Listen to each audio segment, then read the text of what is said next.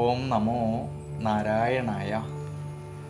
ഹരിപ്രിയ അസ്ട്രോവിഷൻ ചാനലിലേക്ക് എല്ലാവർക്കും സ്വാഗതം. ആദ്യമായിട്ടാണ് നമ്മുടെ വീഡിയോ കാണുന്നതെങ്കിൽ സബ്സ്ക്രൈബ് ചെയ്യുവാനും ഷെയർ ചെയ്യുവാനും മറക്കരുത്. കൂടാതെ ജാതക സംബന്ധമായിട്ട് എന്തെങ്കിലും സംശയം തോന്നുന്ന പക്ഷം എൻ്റെ ഈ വാട്സപ്പ് നമ്പറിൽ ബന്ധപ്പെട്ടു. ഞാനിവിടെ പറയുന്നത് തൃക്കേട്ട നക്ഷത്രത്തിൽ ജനിച്ചവരുടെ ജൂലൈ മാസത്തെ ഗുണദോഷ ഫലങ്ങളെക്കുറിച്ചാണ്.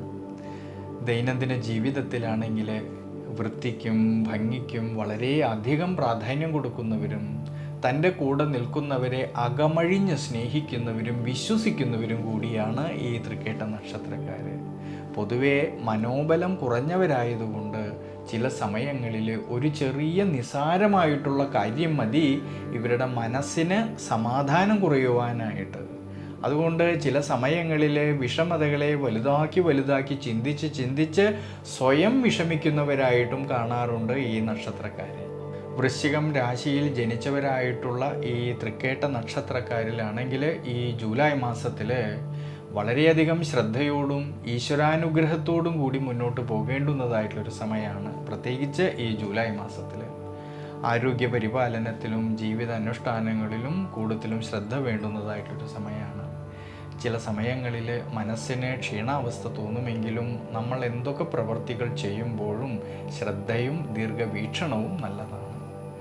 തൊഴിൽപരമായിട്ടാണെങ്കിലും കർമ്മപരമായിട്ടാണെങ്കിലും കൃത്യനിഷ്ഠയോടു കൂടിയിട്ട് കാര്യങ്ങളെല്ലാം തന്നെ നോക്കിക്കണ്ട് പ്രവർത്തിക്കേണ്ടുന്നതായിട്ടൊരു സമയമാണ്.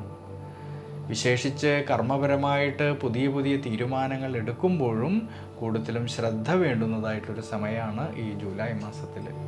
വിദ്യാർത്ഥികൾക്കാണെങ്കിൽ കഠിനാധ്വാനം ചെയ്തു പഠിക്കുന്ന കാര്യങ്ങളിലേക്ക് കൂടുതലും ശ്രദ്ധ കൊടുക്കുന്നത് വളരെ നല്ലതാണ്. അലസതകളും ക്ഷീണാവസ്ഥകളും വരാതെ നോക്കേണ്ടുന്നതായ ഒരു സമയമാണ് ഈ ജൂലൈ മാസത്തിൽ.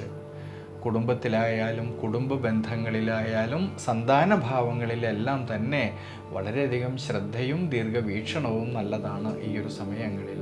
എന്നാലോ ഏഴാം ഭാവാധിപതിയായിരിക്കുന്ന ശുക്രൻ സ്വക്ഷേത്ര ബലവാനായിക്കൊണ്ട് മാളവ്യ യോഗപ്രദനായിക്കൊണ്ട് ഏഴാം ഭാവത്തിൽ തന്നെ നിൽക്കുന്നത് കൊണ്ട് ഭാര്യാഭർത്തൃ ബന്ധങ്ങളിൽ കൂടുതലായിട്ടുള്ള ആത്മബന്ധവും അതുവഴി മനസ്സന്തോഷത്തിനും ഐശ്വര്യത്തിനും എല്ലാം സാധ്യത കാണുന്നുണ്ട് ഈ ഒരു ജൂലൈ മാസത്തിൽ. അതുകൊണ്ട് തൃക്കേട്ട നക്ഷത്രക്കാർ ഈ സമയത്ത് വിഷ്ണു ക്ഷേത്രത്തിലെ ഭഗവാൻ അഷ്ടോത്തര മന്ത്രം കൊണ്ട് അർച്ചന ചെയ്യുന്നതും സഹസ്രനാമ അർച്ചന ചെയ്ത് പ്രാർത്ഥിക്കുന്നതും നെയ്വിളക്ക് വയ്ക്കുന്നതും വളരെ ഉചിതമായിട്ടാണ് കാണുന്നത്.